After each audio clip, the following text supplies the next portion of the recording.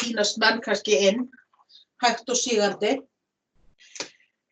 En mig langar aðeins að byrja því að við erum að tala hérna rafhlöður. Kafli 23, þetta eru þá rafhlöður og hérna þetta hefur líka verið kallað galvaníhlöður og hérna á ensku þetta voltaic cells. Og hérna erum við að nota oxunar-afoxunarhvörf til þess að mynda orku. Þetta er náttúrulega bara það sem að rafhlöður gera, að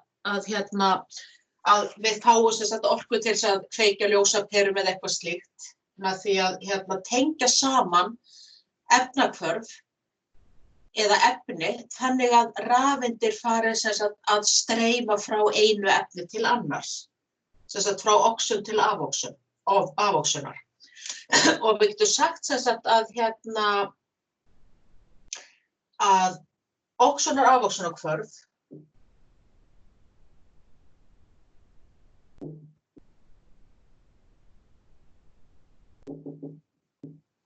sem sagt í rauninni þá sem sagt gefa af sér eða sem sagt gefa af sér orku sem sagt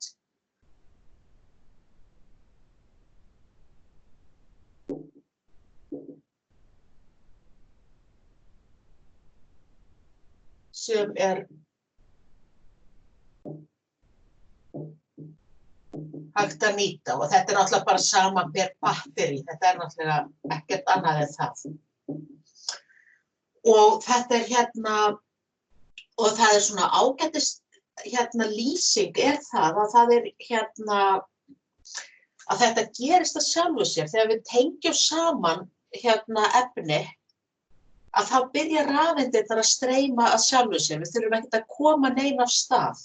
Og það er ágætt að kannski hafa í huga að við erum með, það er mynd í kaflanum sem að lýsir því hvernig við erum með annars vegar, og kannski ekki síst að þið erum búin að vera í eðlisfræði, ef að við erum með landslag þar sem að við erum með vatn sem að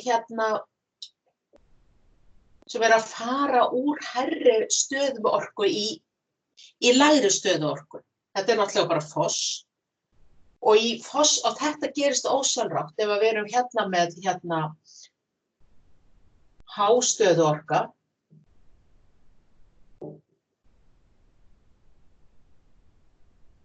Og erum við með lága stöðu orku, allavega miðað við hina.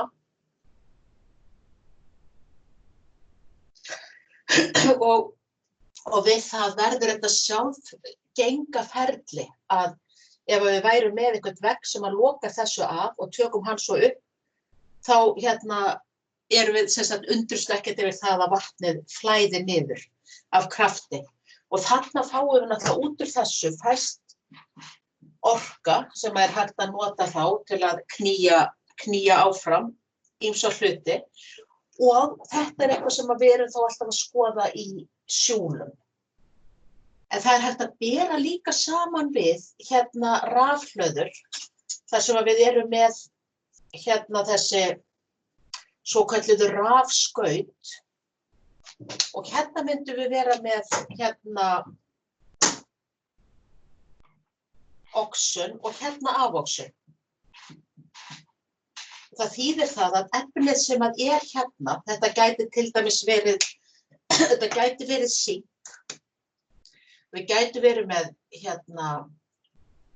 fast sink sem að oxast og verður að sink 2 plus 2 rafeindir. Erum við sem sagt með oxun. Og það er losnað þá 2 rafeindir í þessu hvarfi. Og myndum við vera með afoxun, þar sem við erum með til dæmis kopar. Ef við erum með kopar, jónaformi, þá afóksast hann, fær 2 rafeindir og myndar fastan kopar. Og það að þessi hvörf eiga sér náttúrulega ekki stað fyrr en það búið að tengja þau saman, þannig að rafeindirnar sem að losna í oxonahvarfinu, þær flytjast þá eftir einhverjum vír, sem að síðan getur verið ljósapera eða spennumælir eða eitthvað á leiðinni, og þær flæða sem sagt og út úr þessu fáum við raforku. Eini munurinn þarna að hérna erum við að tala spennumun, orkumun, hérna erum við hins vegar að tala spennumun. Þar sem við erum með volt.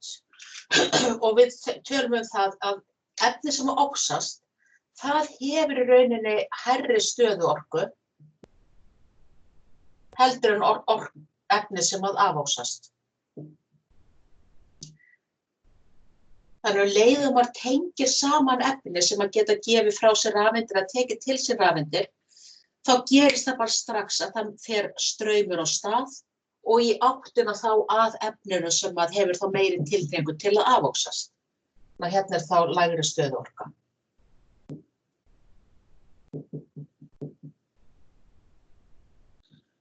Svona tilraunir hafa verið gerðar til þess að finna út hvaða tvö efni gott að setja saman til þess að fá sem mestan straum eða mestu spennu eða spennubrunnin á milli.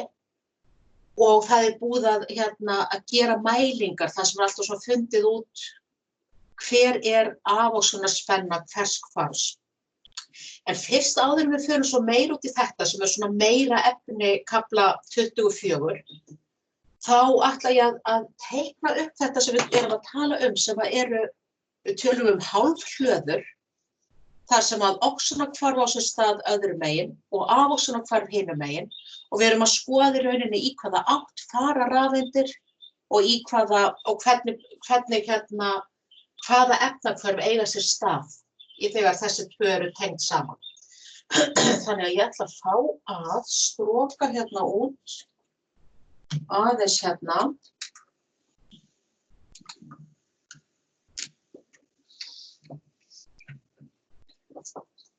og segja að rafhlöður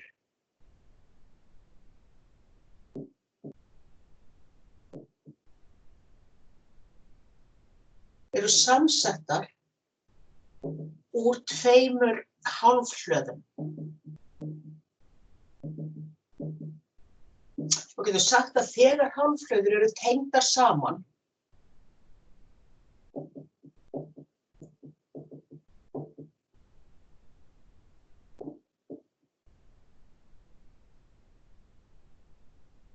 þá byrjar sem sagt oxonahvarf í annarri hálfhlöðinni en afóksunarhvarf í hinni.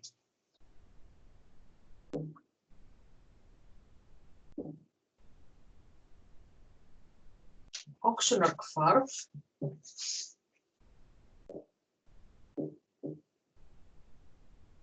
í annarri hálfhlöðinni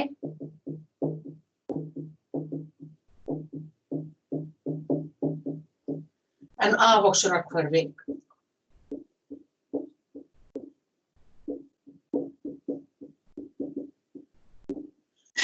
hinni, og það hægt að mæla þessa spennu sem við köllum íspennu. Svo að spennan sem myndast á milli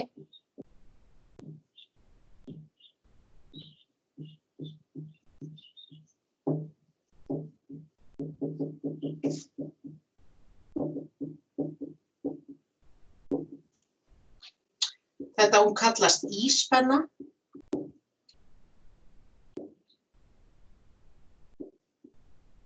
Og hún táknuð með E0. Og E0 og reyndar það þá við staðalaðstæður. Þegar ef við rifjum upp hvað eru staðalaðstæður,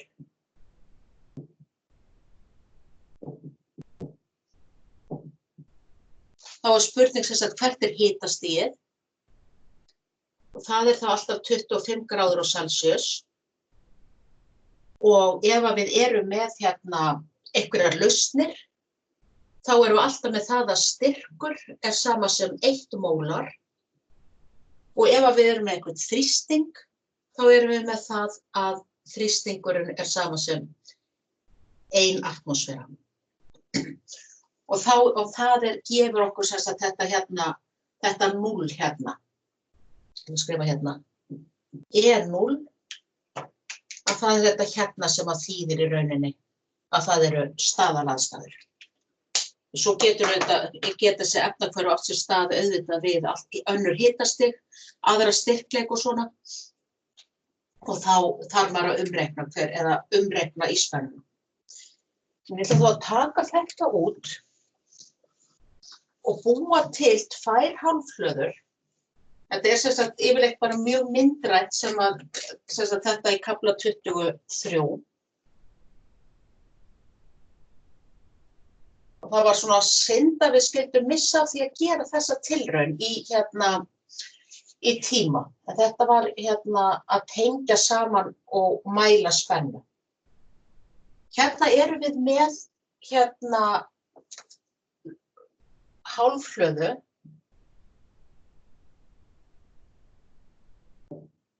Og hún táknuð með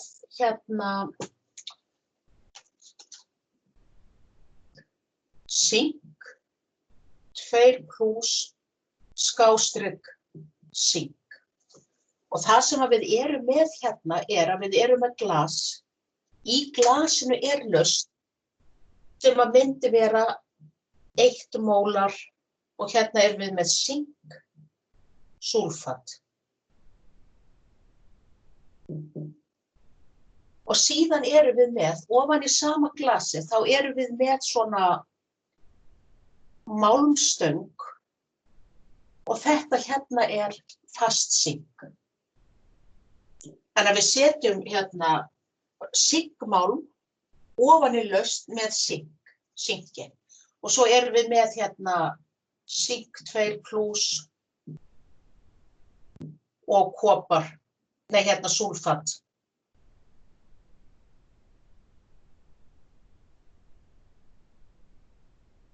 Að því eins og þau muni þá klofna þessi efni bara upp 100%. Þannig að við erum með þetta kerfi í hálfhlöðunni. Við erum með sinkjónir og við erum með sink. Síðan erum við með aðra hálfhlöðu og það kopar 2+ og fastur kopar. Þess að fast efni hér. Hérna myndum við vera með koparmálm ofan í lausn. Nú ætlum ég að taka þetta í burtu hér. Og hérna erum við með 1 mólar koparsúlfatlausn. Og það skiptir ekki máli, þetta gæti verið koparklóríð eða koparnítrat eða hvað sem Aðalmálið að þessi hérna jón, að hún á í sjálfu sér ekki að skipta neinu máli í lausninni. Heldur eru það bara koparinn og sinki. Þannig að hérna erum við með kopar. Færa þennan hérna aðeins nær. Og síðan súlfat.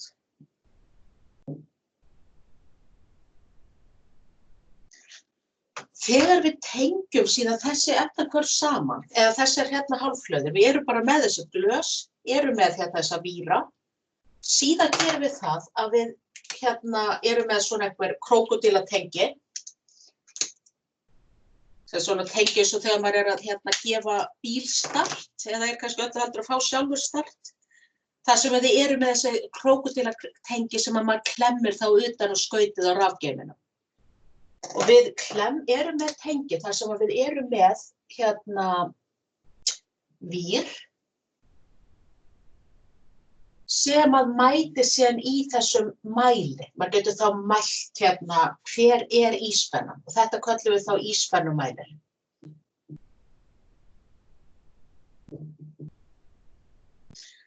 Og síðan þurfum við reyndar, það þýðir ekki, það þarf alltaf að loka hringrásum. Þannig að við erum hérna með svokallaða saltbrú.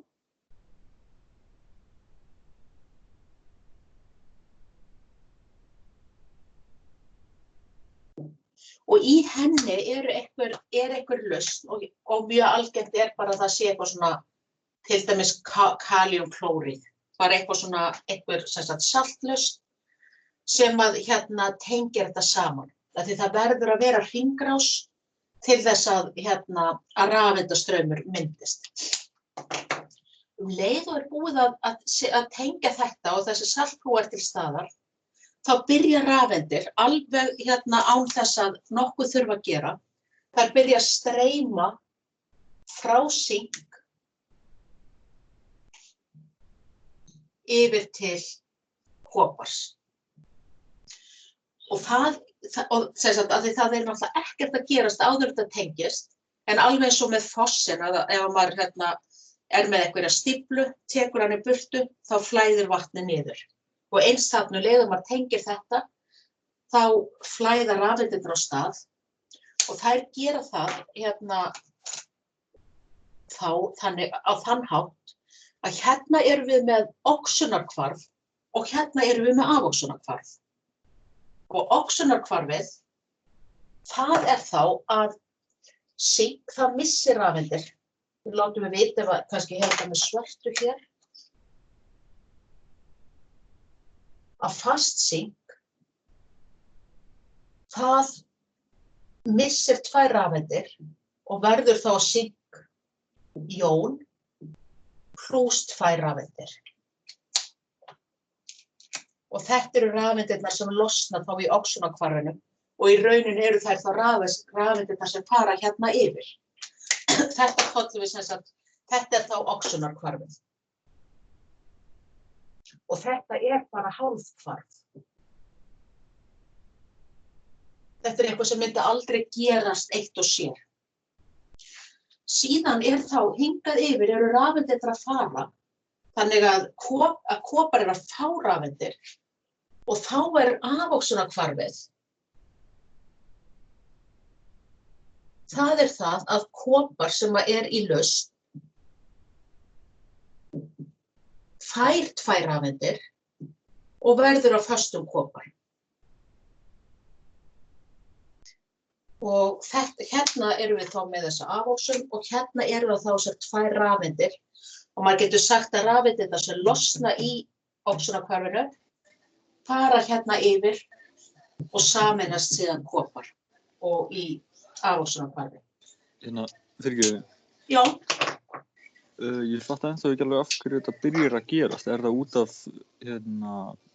krókódílatenginu eða það saltbrúin sem... Það í rauninni hvort tveggja. Það bara leið og maður tengir þetta saman. Það gerist ekkert ef maður tengir, ekki með saltbrú og það gerist ekkert ef maður bara með saltbrú. Það þarf í rauninni bara þessi rás að vera, að það þarf hvort tveggja að vera til staðar. Bara til að loka hringrásinni. Þannig að það mjög mikilvægt að þessi saltbrú spilar stórt hlutverk líka í lausninni, sem það að þegar efnahvarfið fer í gang, við erum með fasta kopar og við erum með koparlausn, að það sem byrjar að gerast þessi kopar, hann að leysast upp, sinkið að leysast upp. Þannig að við erum að fá sink út í lausnina.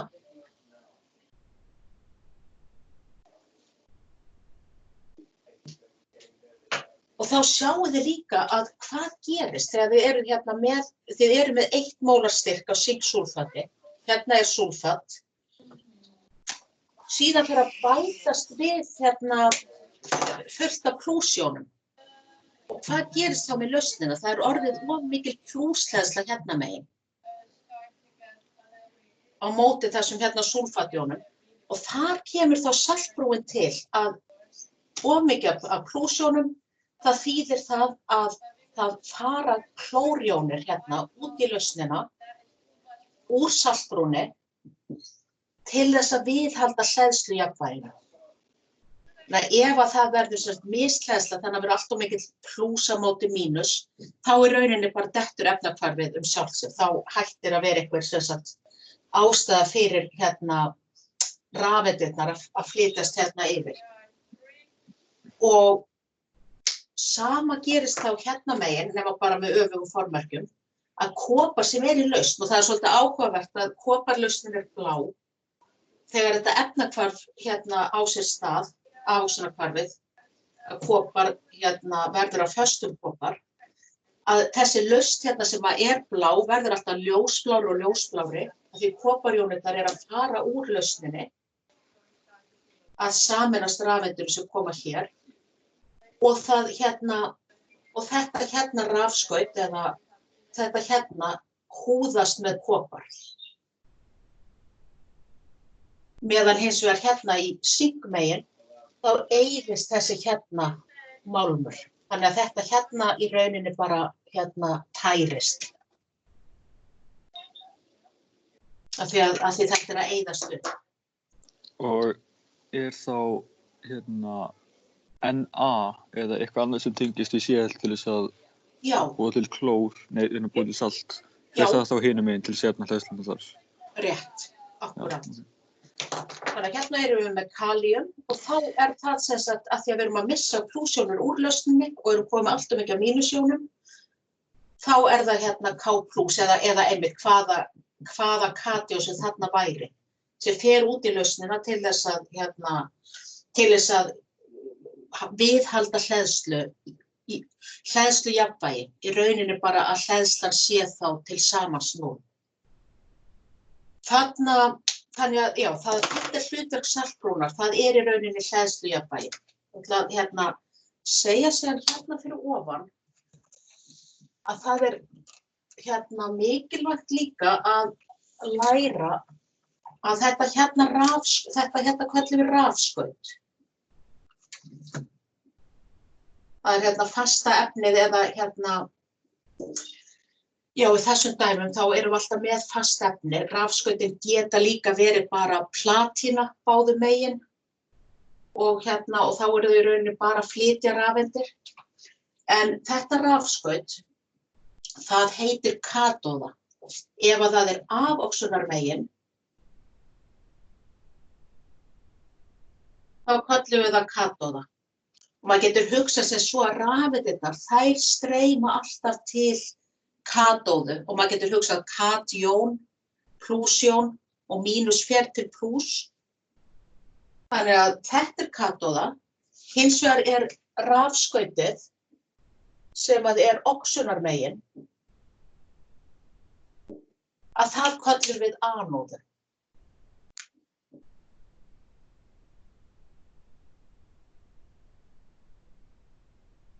Og það sem þau segja að katóða, það tengist alltaf aföxun.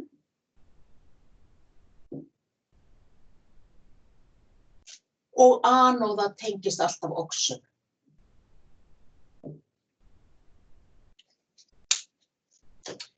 Og svo það þannig að ég teiknaði rautt og svart, sem sagt í verklega. Þá erum við alltaf með að rauða tengið, rauða krókódílatengið, það alltaf tengt við katóðuna og svarta alltaf við anóðuna. Ef maður snýr þessu við, þá fær maður mínusgildi á spennunni, en alveg sama spenna samt sem áður. En þegar þessi tvö efnahvörf eru tengt saman, þá les maður spennu af þessari sink-kopar anóðu, af íspennu fyrir rafhlöðuna og það tafla 21. Nú spurning hvað ég nú með núna. Allavega hún í bókinni.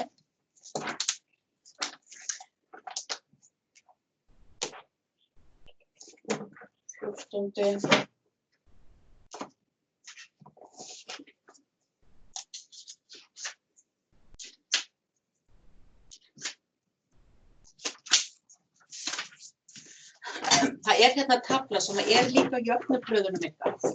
Þar sem að það gefið upp fullt af hálfhvörfum sem eru reyndar alltaf afvoxunar hálfhvörf og svo gefin upp spenna sem að fylgir þessum hvörfum.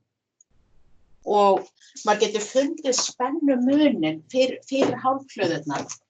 Hver spenna, afvoxunar spenna hér og þar og fundið mismuninn. Og það þá gildið sem að kemur út. Og í þessu tilfelli ætla bara að regna það hér. Fyrir sink, 0,77 pluss kopar, 0,34. Að það sem við myndum lesa af þessum mæli væri það að íspennan væri 1,1 volt. Eða 1,10 volt átti þetta að vera Og við förum þá betur í það í þessum kafla næsta. En var nokkuð tímann farið í þessa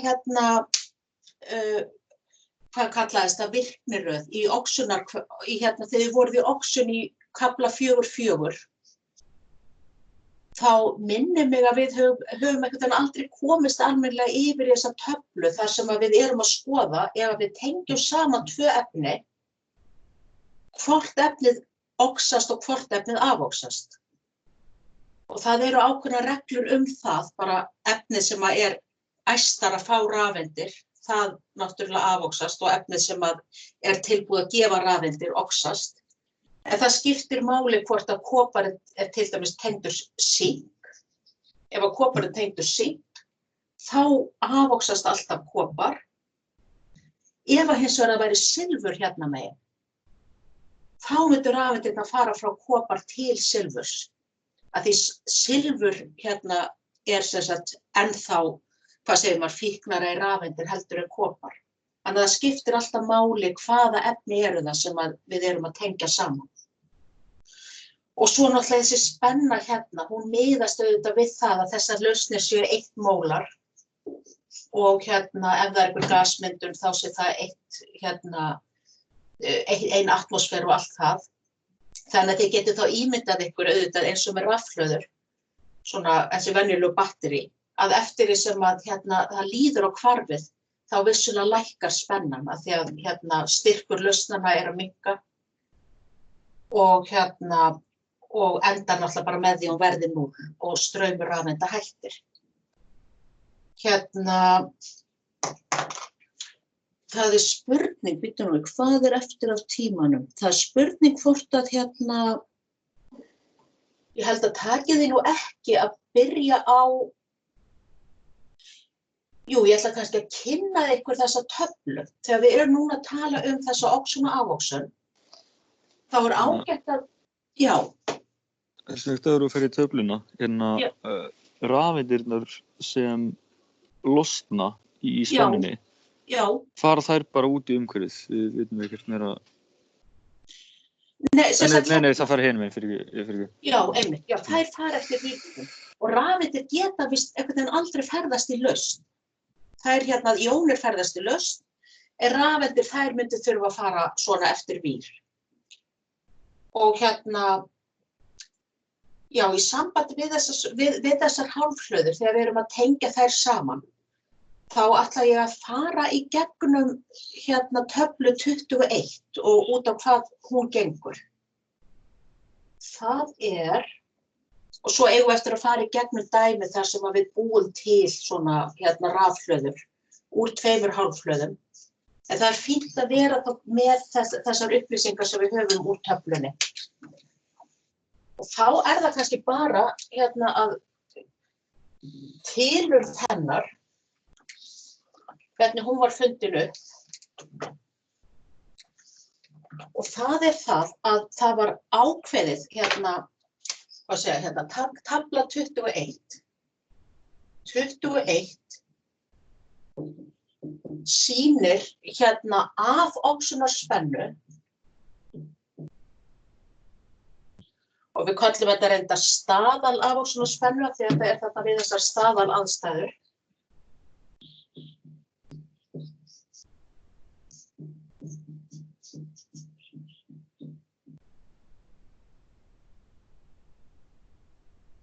fyrir hálfkvörf.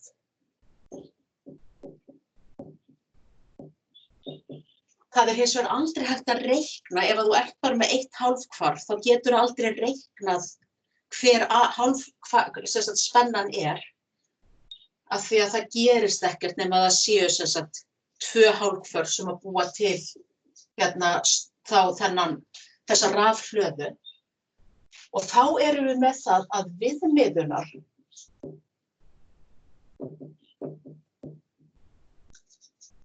hálfkvarfið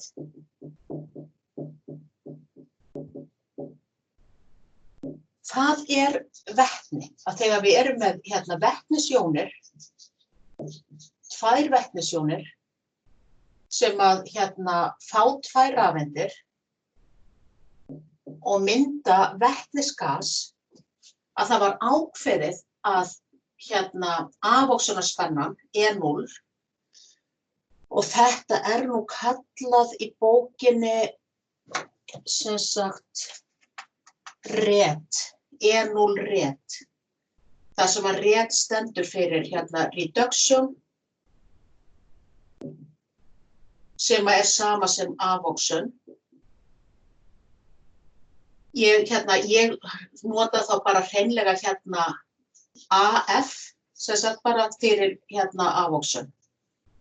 En það var sem sagt ákveðið að þetta væri 0 volt. Og síðan spenna allra annara hálfkvarfa fundin alltaf miðað við þetta. Hver spennan þegar þetta efni tengist þessari vetnishálfhlöðu, hvaða spenna myndast, og þá það gildið sem að sú rafhlaða fær.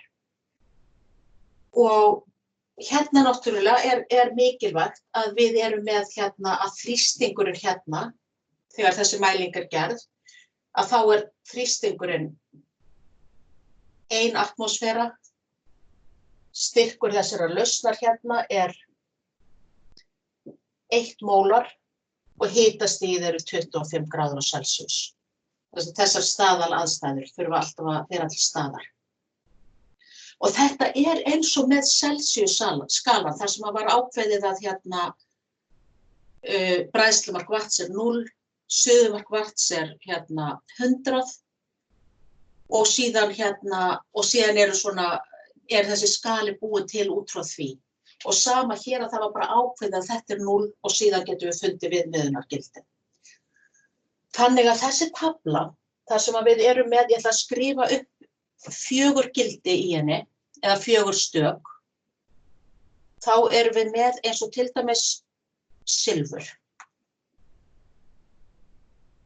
Þá það, og þetta alltaf afóksunarhvarfi sem sýnt. Silfur pluss 1 rafeind gefur okkur AgS, E0 af sama sem, og það fyrir silfur 0,80. Síðan erum við með kopar. Þá erum við með kopar 2 pluss, já þetta náttúrulega að vera fyrirgefinni, pluss E mínus hér. Rafeindir eru alltaf hvarvetna megin. Pluss 2 rafeindir gefa fastan kopar. Og afóksunarspennan pluss 0,34 held ég að sé gefið. Síðan komum við með þá vetnishálfhlöðuna, 2H pluss 2 rafeindir gefa H2 og þar afóksunarspennan 0. Og síðan lokum sink, að sink 2 pluss 2 rafeindir gefur okkur fast sink. Og afóksunarspennan mínus 0,76.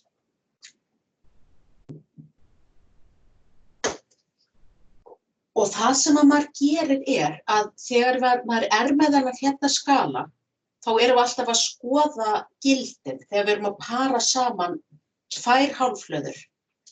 Þetta bara afoxunar hálfhvarf.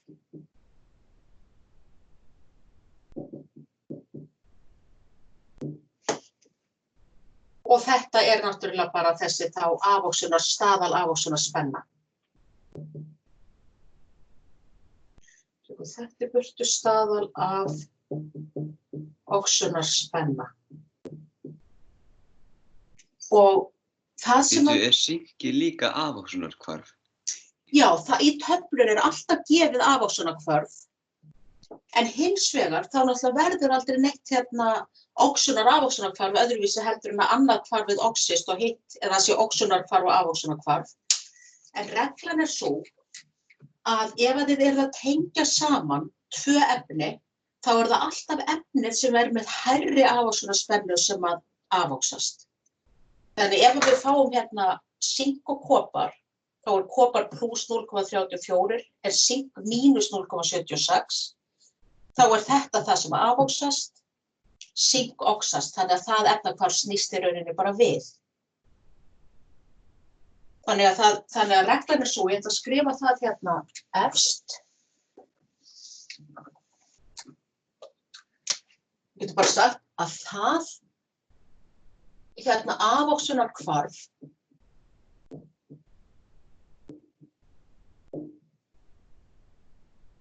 sem hefur hærri staðal afoxunar spennu, eða getur sagt bara, bara það afoxunar hvarf, af því þetta alltaf afoxunar hvarf, sem hefur hærri staðal afoxunar spennu.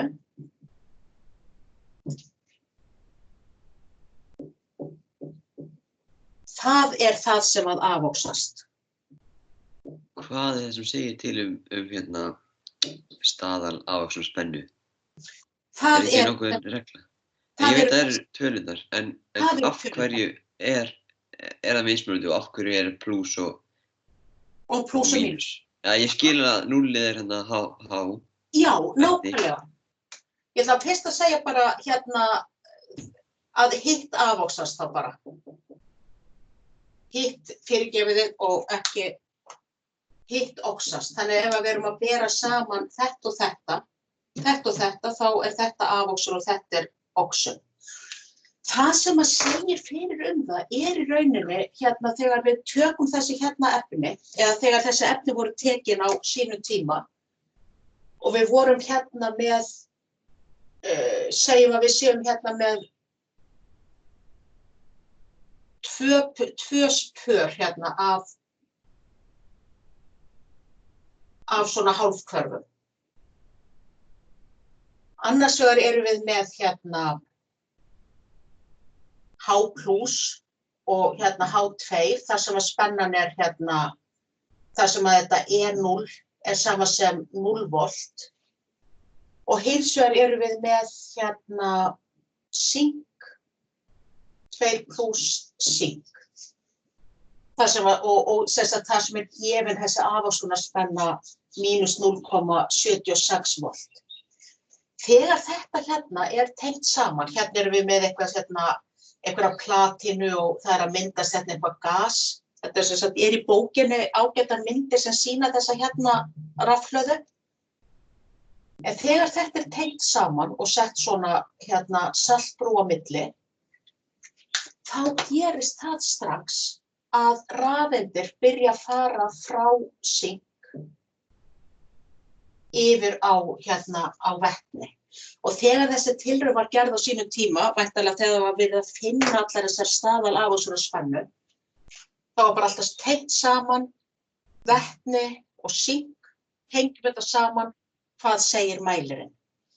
Og þá segir mælirinn mínus í rauninni segir mælirinn plus 0,76, því við mælum alltaf plus spennu. En það sem að þetta afoxun og þetta oxun, þá það sem sagt að ef við fáum þessa spennu og þetta oxunarmegin, þá þýðir það að afoxunarspennan mínus 0,76. Það öfuga efnahvarfið sem á sér stað. Við erum sem sagt með það að ef þetta myndi afoxast, ef rafeindirnar færi í hina áttina, þá myndum við fá hérna mínus 0,76. En það í rauninni, ef við skoðum hérna annars vegar að þetta oxast, sem að þýðir þá að hvarfið í raun og veru sink fastefni, sem að verður að sink 2 plus 2 mínus, að þá þetta eitthvað sem að hefur gildi fyrir neðan vetni. Og spennumunurinn þá í þessa átt. Ef að við hins vegar erum með að tengja saman vetni og kopar, þá hérna vetni aftur, H+, H2, og hérna erum við með kopar 2+, hérna kopar. Svo þetta tengt saman með hérna spennumæli og saltbrú. Og núna gerist það að rafeindirnar fara frá vetni yfir til kopars. Það þýðir það að kopar að afoxast, vetni að oxast. Þá þetta hvarf í rauninni snýst við sem oxunarhvarf. Og það sem við myndum lesa af þessum hérna mæli væri þá plus 0,34 volt. Sem að bara munurinn hérna á milli þessara hérna tveggja. En það skiptir þá máli í hvaða átt eru rafeindirnar að fara. Ef rafeindirnar að fara frá einhverju efni, þá það efni að oxast. Og ef rafeindirnar að fara og við getum þá alltaf sagt það að þá getur sagt að í þessa hérna átt á þessum hérna skala og taflan þessi 21, hún raðast þá frá hæsta mínusgildi yfir í hæsta plúsgildi, að þetta þá hérna, hvað ég að segja, sterkari tilhneiging til að oxast. Tilhneiging ekki mussunum eða hvað? Til að afoxast, fyrirgefðu. Þannig og þið fáið alltaf 2 efni eða 2 hálfpör sem eru pöruð saman og þið eigið að geta fundið út frá þessari töflu hvort efnið afoxast og hvort oxast. Efni sem afoxast alltaf með hærra plúsgildi og það þá alltaf, hvað ég að segja, það heitir þá líka alltaf katóða, þeim megin sem það Þannig að hérna og þegar rafeindirnar að fara hingað, þá þetta katóða og þetta anóða í þessu tilfelli. Hérna hins vegar sink-anóða, því rafeindirnar fara frá því til vetni sem þá katóða. Bara með því að hafa þessi hérna gildi, para saman 2, eins og ef þið eru hérna með kopar og silfur, þá það silfur sem afoxast og fær rafeindirnar.